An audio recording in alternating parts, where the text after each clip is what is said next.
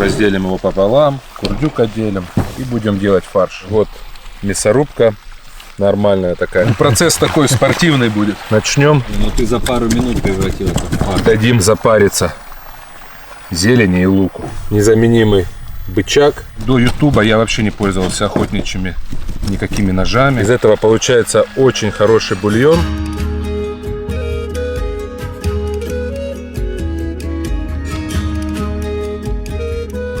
Всем привет, друзья! Рифат, привет! Здорово. Как дела? Супер. Конечно, супер. Погода классная. У нас очередной ролик, очередное видео.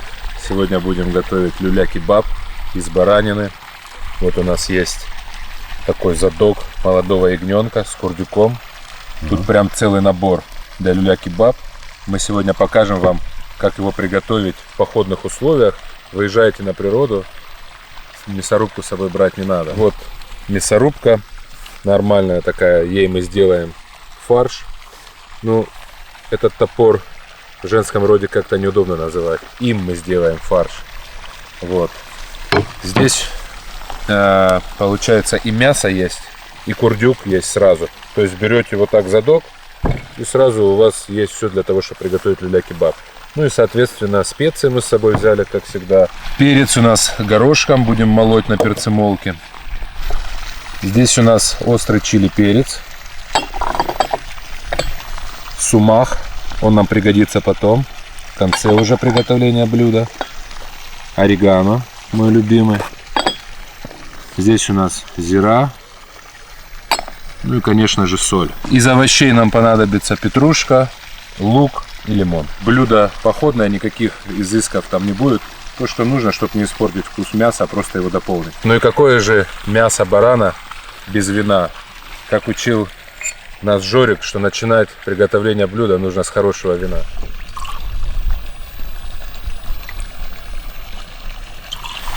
Ну что, держи, Рифат. Давай выпьем за нас, за наших зрителей. Начинаем вместе готовить люля-кебаб из баранины.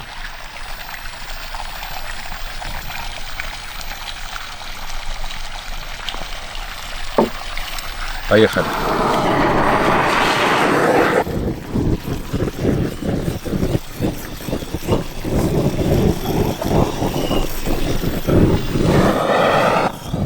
Обожгли шерсть, которая осталась после снятия шкуры. И сейчас будем теперь ножиком дорабатывать. Разделим его пополам, курдюк отделим и будем делать фарш. Незаменимый бычак. Очень удобный для разделки. Нужно нам отрезать курдюк.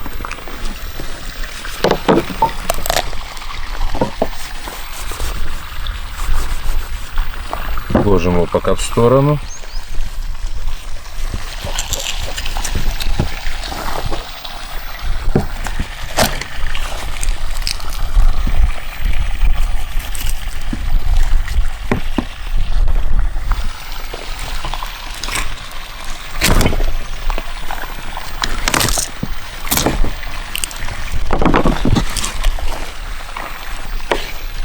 Первую часть задания мы сделали, как говорится. Разделили. Здесь жир, здесь мясо. Теперь нам нужен острый нож, чтобы снять мясо с кости.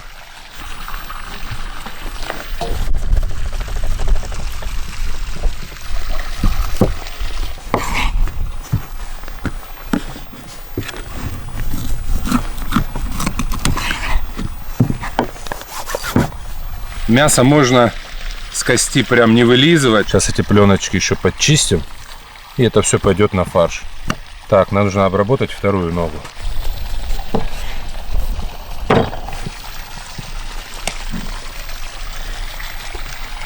Такие кости ни в коем случае выкидывать нельзя.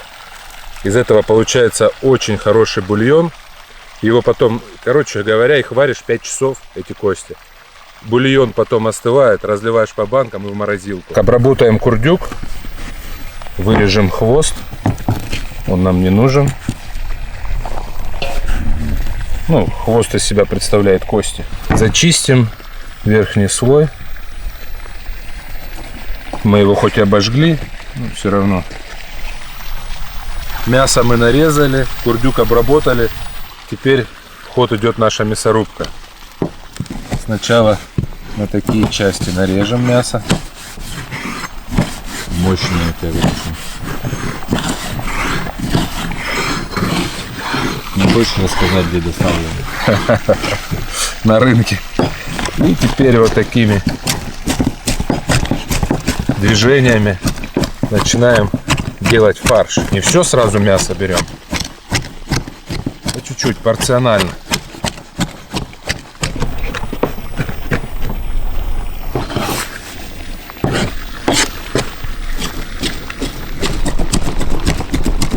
Не, ну ты за пару минут превратил это в фарш. Ну да, здесь как бы не сказать, что оно очень трудозатратное, но повозиться чуть-чуть надо. И, кстати, я скажу, что именно такой способ я использую только на природе. Когда едешь на природу, хочешь люля сделать в холодное время года, потому что летом это все плавится. Дома я или в гостях я люля-кебаб делаю на мясорубке. Поэтому топориком пользуюсь только на природе. Вот одну порцию сделали, собрали и перекидываем в тазик. И так все мясо.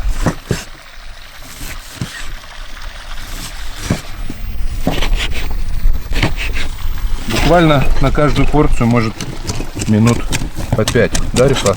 Да, 5 минут и вот я смотрю, уже такая консистенция у него. Ну, фарш, да.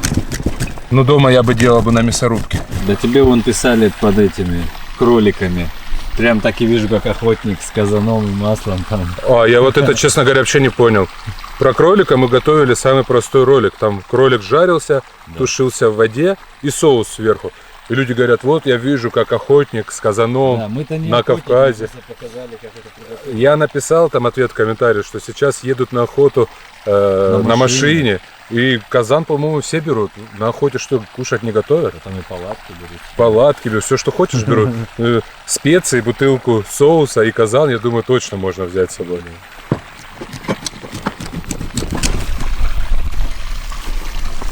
Несмотря на то, что солнышко, все равно снег лежит, холодно, нужно иногда греться. Дорогие друзья, в комментариях один человек написал: вкусно готовите, хорошо все делаете, но зачем так много пьете?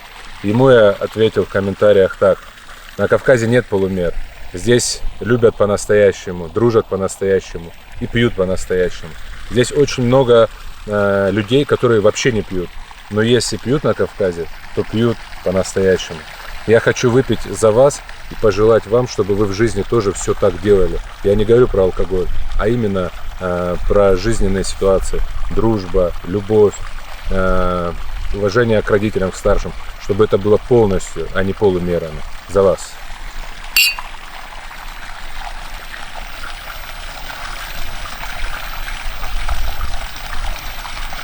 За вас до дна. Ну что, поехали дальше.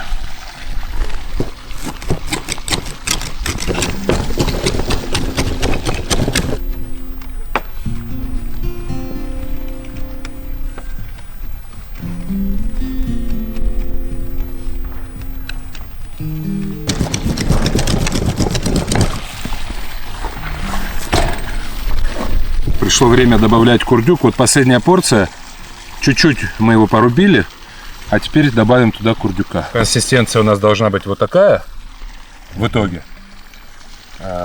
Она такая должна у нас быть уже с луком и с курдюком. Поэтому я мясо чуть порубил. Теперь будем добавлять курдюк. Нож универсальный, так получается. Да, я все больше и больше очень начинаю к нему привыкать. И Ты любить. уже и разделываешь, и нарезаешь. Да, я раньше в основном любил кухонный шеф-ножи, универсальные ножи.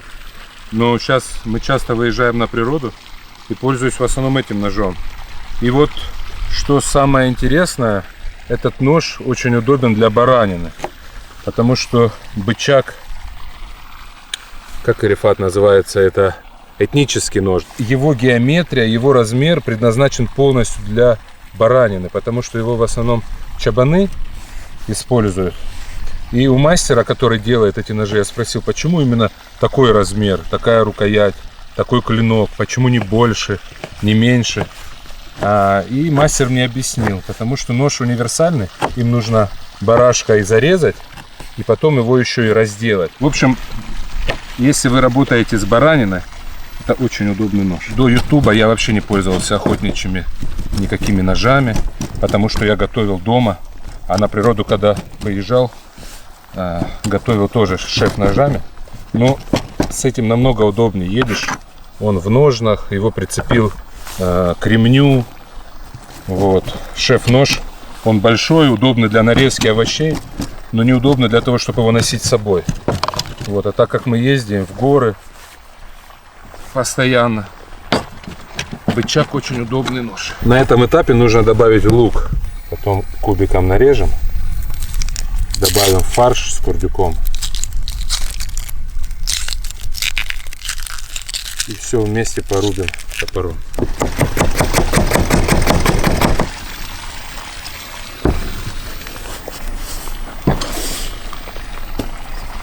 И теперь все вместе. Курдюк, мясо, лук доводим уже до нужной консистенции.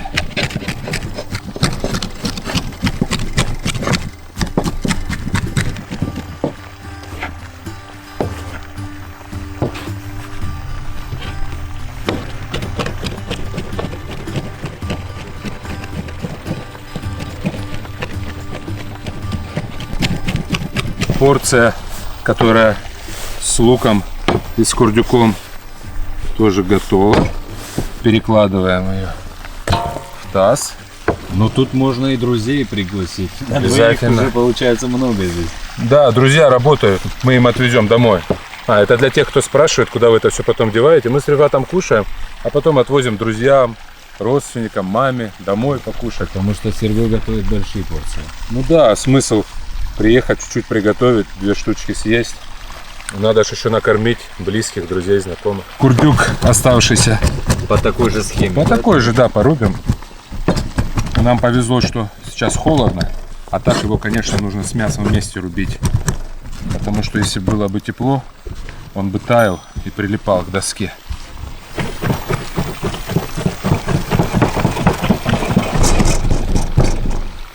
Отправляем его к мясу. Заготовку мы сделали из мяса, курдюка и лука. Теперь нужно добавить специи и хорошо все помешать, чтобы фарш начал клеиться. Перед этим, Рифат, я предлагаю тебе еще выпить чуть-чуть вина, дабы разогреть кровь, потому что солнышко уже садится. Ну что, давай любимый тост старшего брата моего кума.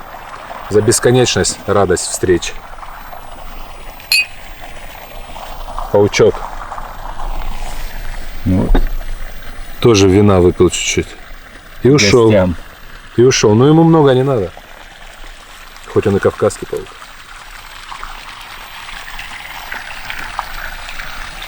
О. Ну что, приступим? Тебе сразу жарко стало, да? Процесс такой спортивный будет. Начнем с соли. Как я уже говорил, по граммам не знаю сколько. Солю на глаз. Потом, когда фарш уже будет готов, пробую фарш на язык. И если нужно, досаливаю. Самое главное, вначале очень много не кинуть. Зиру нужно растереть. О, почувствовал сразу. Аромат сразу пошел, да. Орегано — это не обязательная приправа, просто я ее очень люблю. Можно базилик добавлять. Орегано вот так прям хорошо насыпем. В завершении добавим чили. Вот так вот будет достаточно. И намелим черный перец. Это все хорошо нужно замешать.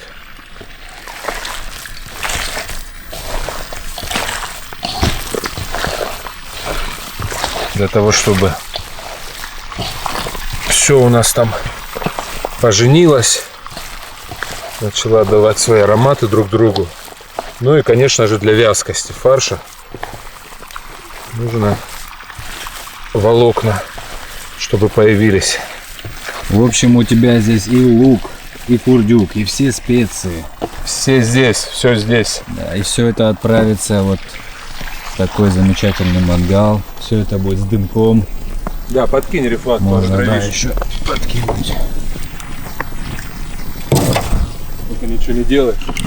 Бездельник, как всегда.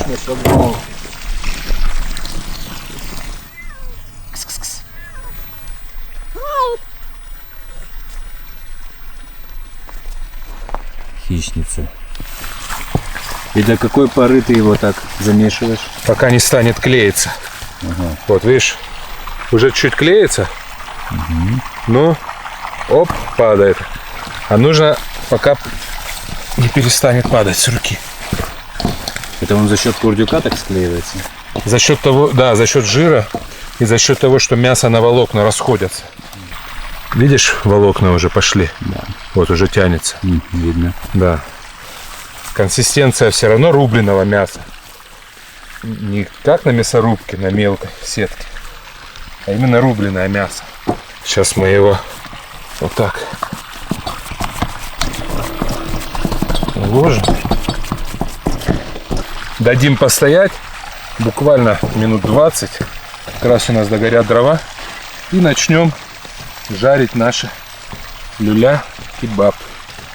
Пока фарш отдыхает, подготовим нарезку, которой будем потом посыпать уже готовые люля из петрушки, лук, добавим сумах и лимон.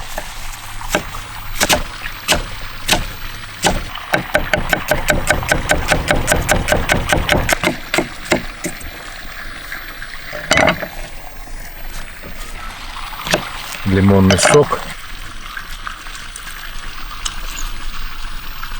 И сюда же добавляем сумах. Вот так. Пусть это все так стоит. Потом, когда люля будет готова, перемешаем и сверху. Сначала делаем такую колбасу. Окунаем руку в теплую воду. Подогрели мы ее на костре. Для тех, у кого возникнут вопросы, где вы взяли теплую воду. Делаем ровную люляшку. Здесь запечатаем. Пойдем померяем на мангал. Все, отлично. Ты любишь большие делать, да? Да, я люблю делать большие, Почему? потому что они сочнее. Больше мяса, больше сока. Он не успевает просушиться весь там внутри остается сок, да? Ну да. Кто-то любит вообще на обычных шампурах, на тонких, которые для шашлыка. На них делать люля. А ты такую, что одну сделал, Ну да, снял, поел. каждому мужчине по одной такой дал. Детям пополам, женщинам. Лавашек там, да? С лавашиком обязательно. И все, и наелся. Поэтому у тебя написано «вкусно готовлю» и «щедро угощаю». Щедро угощаем, да. Вот последние две люляшки, чуть-чуть поменьше получились. Все, отправляем на огонь. Хорошие шампура у тебя массивные. А для люля последний ставим. И первый уже переворачиваем.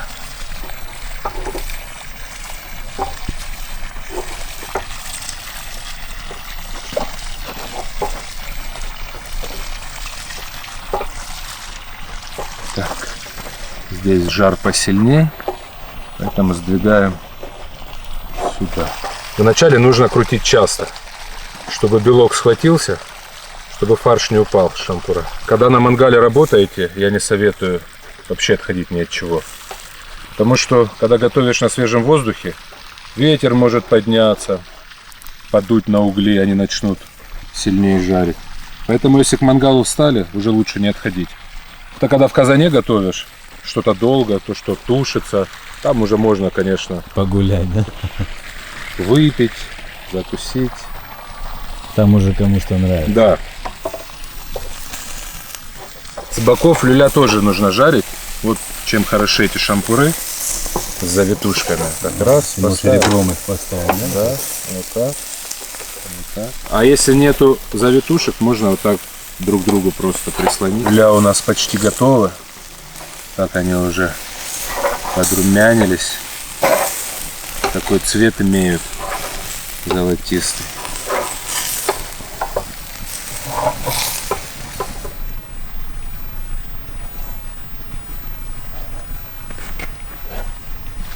Лаваш у тебя какой-то особенный, красивый очень. Это из ржаной муки. Поджаренный. Уже запах готового мяса. Уже пора снимать. Короче, не я один тут снимаю, да? Кто еще? А, Ты тоже да, я тоже снимаю. как с него сок фигачит. Как всегда, сначала на себя, потом от себя. Ух.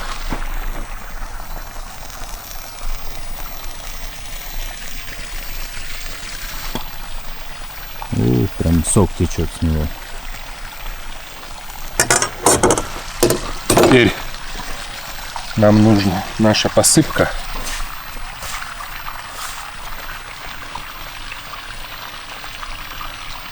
Вот так.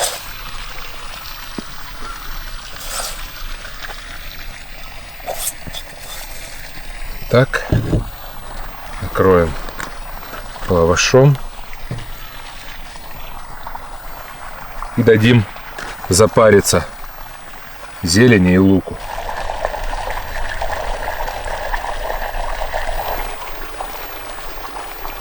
Пришло время кушать эту красоту. Оторвем лаваш, которым снимали люля. Возьмем. Смотри, какая сочная. Положим на лаваш. Возьмем лук, зелень.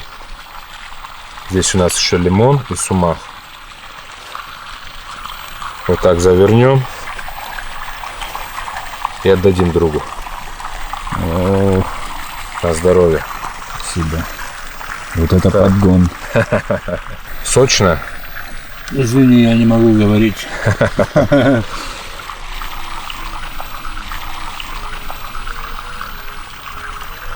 Так, Шикарно. слюни бегут, потому что очень хочу кушать.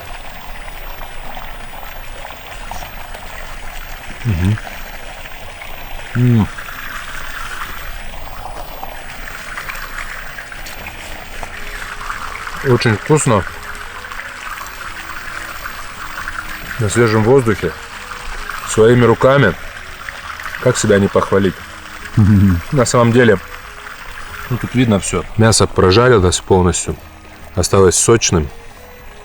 Лаваш, зелень. Ну как это может быть невкусно? Да, лук.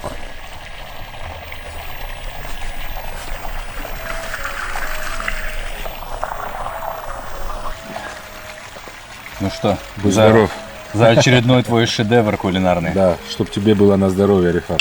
Взаимно. Ну и мне вместе с тобой.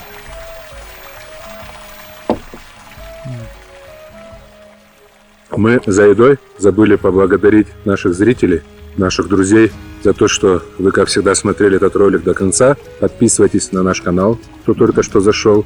Ставьте лайки, нажимайте колокольчик, ничего никогда не пропустите. Всем пока.